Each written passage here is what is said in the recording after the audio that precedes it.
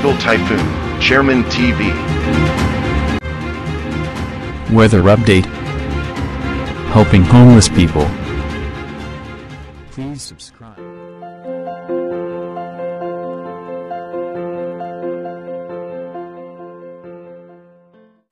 Magandang umaga po, ito po ang latest update natin para nga po dito sa lagay ng panahon. Umiiral pa rin po sa ating bansa yung northeast monsoon o yung amihan. Patuloy nga po itong bahagya pang lumakas na nakaka-apekto na nga po yan hanggang dito sa parte ng Central Luzon. At yung ITCZ naman o yung Intertropical Convergence Zone, patuloy po yan na nakaka-apekto naman sa parte ng Mindanao at hanggang sa parte ng Palawan. At ayon naman sa ating advanced weather forecast ng European Center, expected po natin ngayong week na to at pagpasok ng week ng first week ng December ay posible nga po na makakaranas tayo ng mga pagulan dahil nga po sa pagsasalubong ng mainit na hangin at ng northeast monsoon. Dito nga po sa ating rain map animation, mamaya nga pong alas 12 ng tanghali, mataas ang posibilidad na magkaroon ng mga isolated rain shower dito nga po sa parte ng Bicol region at northern portion ng Visayas at maging dito nga po sa may parte ng eastern section ng northern Luzon. Pagdating naman po ng alas 3 ng hapon, ganun pa rin po at magiging maayos naman ang lagay ng panahon ng western section ng ating bansa. Pagdating naman po ng alas 6 ng gabi, expected na nga po natin, meron pong tsansa ng pagulan sa eastern section ng Mindanao. At pagdating nga po ng alas 9 ng gabi, mataas pa rin po ang posibilidad na may pagulan sa eastern section ng Mindanao, sa may parte ng Bicol region at northern Luzon. May hina at katamtamang pagulan lamang ang posible nating maranasan.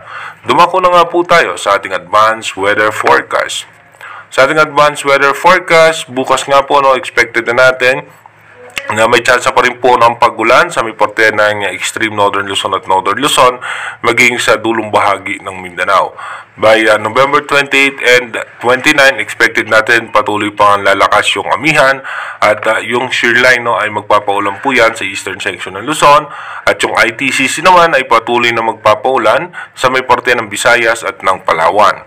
By November 30 hanggang December 1, expected na nga po natin itong shear line ay magpapaulan sa parte ng Bicol region. By December 2 hanggang December 3, expected nga po natin mataas ang posibilidad ng pagulan sa eastern section pa rin ng Luzon at maging dito nga po sa parte ng Palawan dahil po yan dito nga po sa shear line.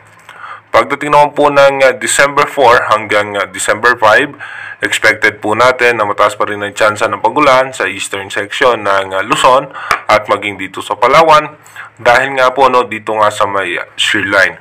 At meron tayong mamamatahang possible low pressure area dito nga po sa labas ng Philippine Area of Responsibility pero as of now, mababa naman ang tsansa nito na maging isang bagyo sa ngayon.